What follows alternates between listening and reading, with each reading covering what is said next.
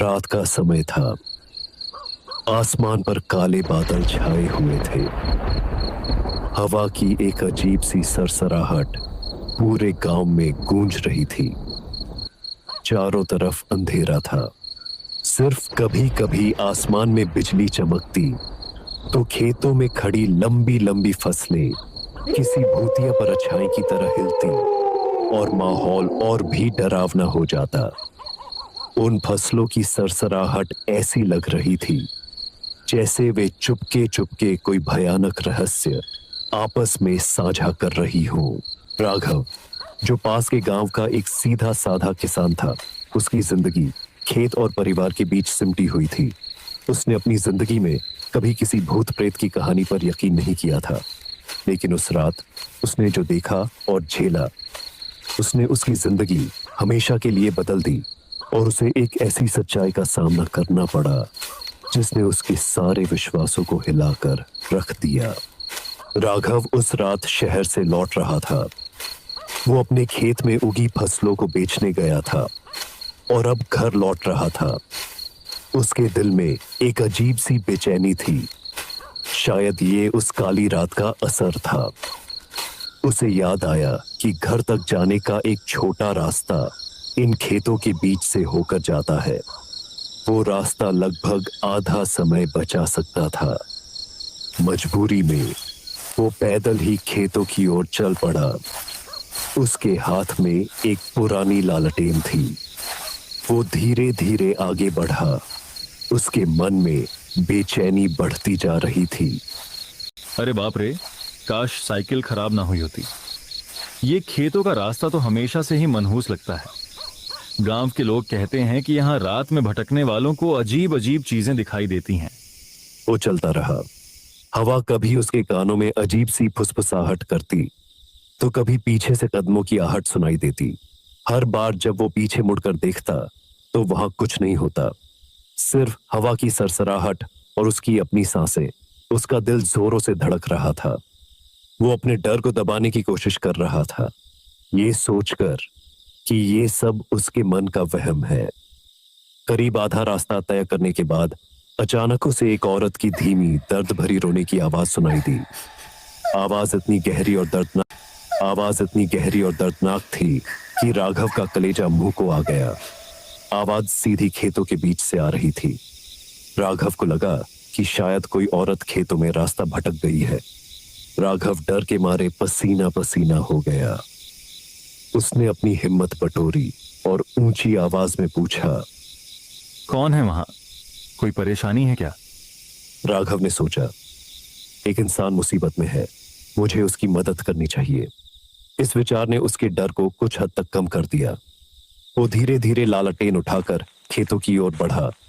जैसे ही उसने पहला कदम रखा, उसे लगा कि कोई अदृश्य शक्ति उसे अंदर खींच रही है। उसने खुद को संभाला और आगे बढ़ता रहा। खेतों की फसलों की ऊंचाई उसके सिर से भी ज्यादा थी। जब वो फसलों के बीच गया तो उसे लगा कोई उसके सामने खड़ा है। एक लंबी परछाई, लाल कपड़ों में लिपटी हुई। राघव की सांसें थम गईं। उसके गले में एक अजीब सी घुटन महसूस होने लगी। वह हकलाते हुए बोला, कौन हो तुम? तुम्हें क्या चाहिए? परछाई धीरे धीरे उसकी तरफ मुड़ी। राघव ने जब उसका चेहरा देखा तो वो बहुत डर गया। राघव ने तुरंत भागने की कोशिश की। उसने जिस रास्ते से अंदर आया था उस रास्ते की ओर भागा, लेकिन जिस जगह से वो अंदर आया था वो रास्ता गायब हो चुका था। हर तरफ सिर्फ ऊंची ऊंची फसलें और उनके बीच से आती अजीब सी सरसराहट। उसे लगा जैसे ये फसलें हिल नहीं रही बल्कि सांस ले रही हैं। उसके पैर कीचड़ में धंसने लगे। वो बेतहाशा भागा, लेकिन जितना भागता उतना ही उसी जगह लौट आता। ये एक अजीब और डरावना चक्रव्यूह था। वह घबराकर चिल्लाया, मुझे जाने दो, मुझे यहां से निकलने दो। लेकिन उसकी आवाज खेतों में गूंज कर रह गई। अचानक उसके सामने वही औरत आ गई। अब उसका चेहरा साफ था, जैसे किसी ने उसे आग में जला दिया हो। उसकी लाल आंखें अंधेरे में चमक रही थीं और उसके लंबे नुकीले दांत किसी शिकारी की तरह बाहर निकले हुए थे। वो धीरे धीरे हंसने लगी। वो हंसी इतनी खतरनाक थी कि राघव के कान सुन्न हो गए। वो बोली, तुम आ ही गए। हम तुम्हारा ही इंतजार कर रहे थे। अब कभी वापस नहीं जा पाओगे। उसकी आवाज राघव के दिमाग में गूंजने लगी। राघव के पैरों तले जमीन खिसक गई। उसने दौड़ने की कोशिश की, लेकिन उसके पैर जमीन में बुरी तरह जम गए। वो गिर पड़ा और अपनी सांसों को काबू करने की कोशिश करने लगा।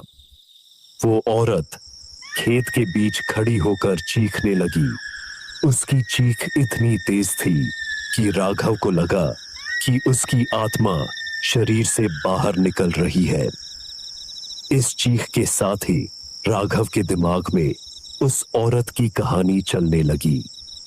वो इस खेत के पिछले मालिक की पत्नी थी। उस मालिक ने अपनी पत्नी की हत्या कर दी थी और उसकी लाश को इसी खेत में दफन कर दिया था, ताकि उसकी जमीन किसी और को न देनी पड़े। मरने से पहले उस औरत ने अपनी जमीन और अपने पति को श्राप दिया था। उसने कहा था कि ये खेत हमेशा भूखा रहेगा और हर रात उन लोगों को निगलेगा जो उसके पास से गुजरेंगे। वो औरत धीरे धीरे राघव के पास आई। उसकी आंखों में खून उतर आया था। उसने कहा, अब तुम भी इस खेत का हिस्सा बनोगे, हमेशा के लिए। तुम्हारा शरीर इस जमीन को और ताकत देगा। राघव का गला घुटने लगा। उसकी चीख दब गई। उसने महसूस किया कि वो अब बस एक याद बनकर रह जाएगा। उसकी आत्मा ने शरीर को छोड़ दिया और वो भी उन सैकड़ों आत्माओं में शामिल हो गया जो उस खेत में हमेशा के लिए फंस गई थीं। वह जब गांव के लोग खेतों की तरफ गए तो उन्हें राघव की टूटी हुई लालटेन मिली। उसके पास ही कुछ कीचड़ और पैरों के निशान थे, लेकिन राघव कहीं नहीं था।